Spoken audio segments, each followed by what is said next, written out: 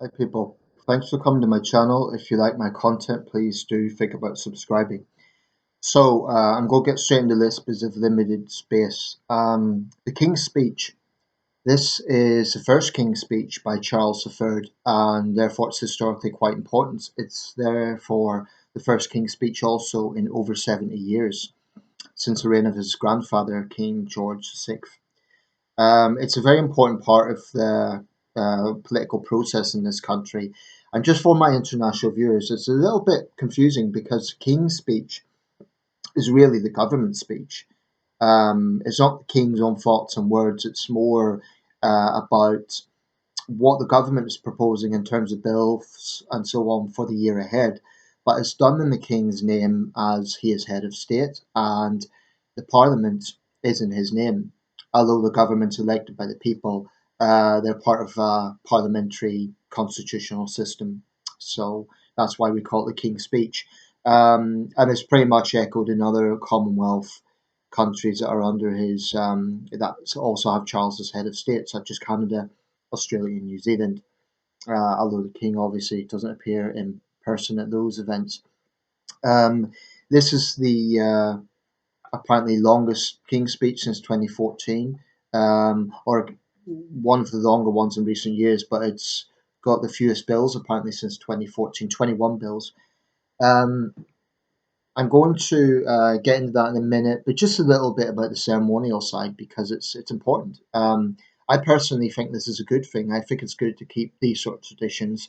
They're harmless and they're part of our history. You know, the pomp and ceremony. Some might complain about the cost, but it's a part of our history. And you know, you start taking away culture from a country. I think that's a problem. So the King and Queen Camilla, of course, just fresh from their trip to Kenya, quite an important trip actually. They were traveling on the Jubilee State Coach, which is apparently more comfortable than the older ones. The crown jewels came separately, but there's all sorts of ceremonies involved, such as Black Rod, the first woman in that position, having the door slammed at her in the House of Commons. But this is kind of symbolic because it goes back to 1642 when Speaker Lenthal was the speaker who famously said to King Charles I, "Sir, I have neither, or Sire, I have neither eyes to see nor ears to speak." Charles was attempting with his soldiers to have Cromwell and Ireton and other parliamentarians arrested. But the Speaker was standing up for parliamentary sovereignty, and for that reason, that Speaker is held in particularly high regard. I've just saw something interesting. I'll just mention this briefly. When Starmer was speaking afterwards, there was actually tributes, there was plaques, I should say, on the seats of Sir David Amess and Joe Cox, the two parliamentarians who were murdered in recent years, with a crest. I hadn't seen that before, and it was a nice touch. I haven't seen that before. Um, Sunak and Starmer, of course, were squaring off over this, as you would expect. The Labour Party opposed a lot of it, but they did say they would support what they are on board with. Sunak has boasted about inflation falling, a faster growing economy than France and Germany. Starmer, by contrast, called it an exercise in economic miserabilism. But he did support the Prime Minister on the smoking bill. This is the plan to stop young people getting onto smoking in the first place. I broadly support that. You know, it's a good thing, except the only caveat I would make is any smoking legislation has to be very careful not to stigmatize or criminalize smokers, because that would just distract police resources. As smokers are not criminals, they're not bad people. And I sometimes have a slightly uneasy feeling with that, that it kind of stigmatizes smokers. It's an unhealthy habit, it costs the NHS, but actually, since the 2007 ban on smoking in public places in England and Wales, the number of smokers has decreased, so that was successful. But there's more to be done. New oil licenses have been granted. That was Sunak's kind of U-turn. Um, this is controversial. As you'd expect, the Greens and others are up in arms about it. By contrast, Labour is putting a block on new oil licenses. Now, if that's for green reasons, okay, there's a debate around that. I am just a little bit wondering, is it because Labour has taken money from Just Stop Oil. I hope that is not pandering to Just Stop Oil. Now, publicly, Starmer has condemned Just Stop Oil and their tactics, but Labour has taken money from them, or rather their donors, so I don't know. Like I said, my time's limited. I'm going to talk about the crime bills. There's 5 of them out of the 21, so big focus on tougher sentencing. So rapists will serve the whole sentence, no early release. That's good. Welcome. More whole life tariffs. That is a sort of tariff that was handed out to Lucy Letby, and I think she got a whole life tariff. Yeah, this is something that's reserved for the worst of the worst: serial killers, terrorists, and so on. Overcrowded prisons is an issue with that. Wandsworth is one example. It's very overcrowded. So they're going to no longer jail people who have a sentence less than a year. Now, that aspect will be controversial. For example, if you've been assaulted and the person who's assaulted you sentenced to 10 months, they won't go to prison. They'll get a community sentence. Well, I understand the logic of it to ease overcrowding. Although I'm conservative on crime, I do see the problem of overcrowding. It puts pressure on prison staff, and it leads to tensions among the inmates. But the only thing I would say is if you're going to replace that with community sentencing, the community sentencing has to be, robust. It has to be enforced because you can't have a situation where criminals think that's a soft option. They have to know that they're being punished for what they've done. Um, but believe it or not, I'm not against everything that is being proposed in terms of reforms. For example, if someone has done their time and they've shown real remorse and they want to get on with life, I'm not against that. I think they should be helped to do so, provided it isn't a really heinous crime, and they have done their time. For example, it's been proposed that they no longer would need to disclose their criminal record to every employer. Well, if former offenders cannot get work because they have to keep disclosing this, clearly that's a cycle. So it makes sense to drop that. There's obviously some common sense things. A predator cannot work around children, for example.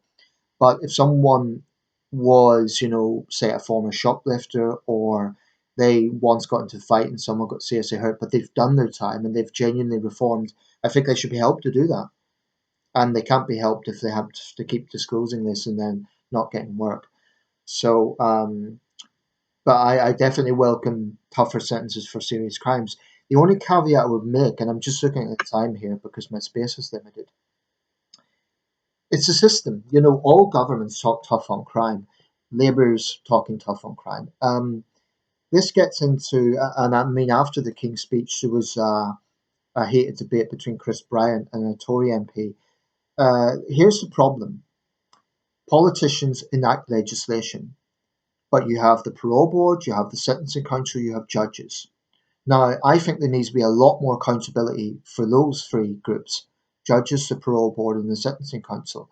Politicians are the ones who are kind of, they can be voted out of office. We don't vote for judges. And I'm aware that it's very important that we have judicial independence. But I think it's legitimate that elected politicians voice the frustrations of the public. Basically, I think where you have a consistently soft judge, he or she should be accountable. And they should have the job on the line. In every case, they have mitigating and aggravating factors.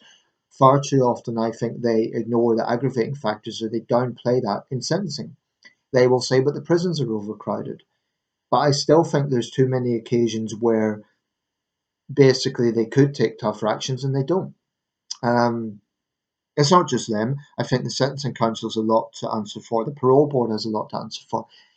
The public have to, see that these people are accountable because they're in a very influential position. And I still think there's a massive detachment from the public and the judicial establishment. And justice secretaries can talk tough. Some are better than others, but trickle down improvements aren't good enough. These just minor improvements. There really, really has to be a radical improvement in public confidence. And talking tough is not good enough. Even proposing bills isn't, because the law must be enforced. Judges must be enforcing these things. I'm not convinced that they are. Um, so yeah, that's something I feel very strongly about. I'm just going to round this up because of limited time.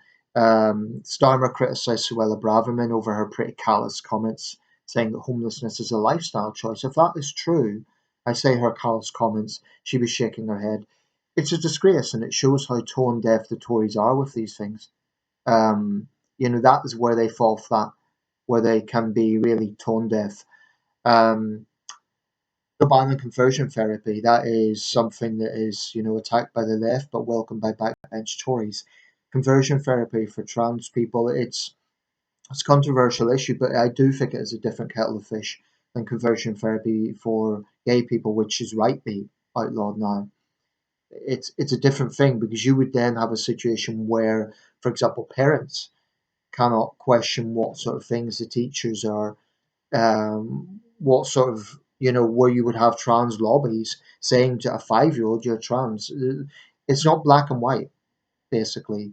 So, people might say, oh, the Tories are being heartless on that. I think there's more to it. Anyway, I'll wrap this up. But that's the first King's speech of King Charles III's reign. Um, it's not outstanding. There's a few things there I welcome. There was a statement on Israel and Gaza. Both parties have broadly agreed on that, calling for Israel to abide by international law. We've doubled aid to Gaza, incidentally, but also condemning Hamas. So let me know your thoughts. The first King's speech.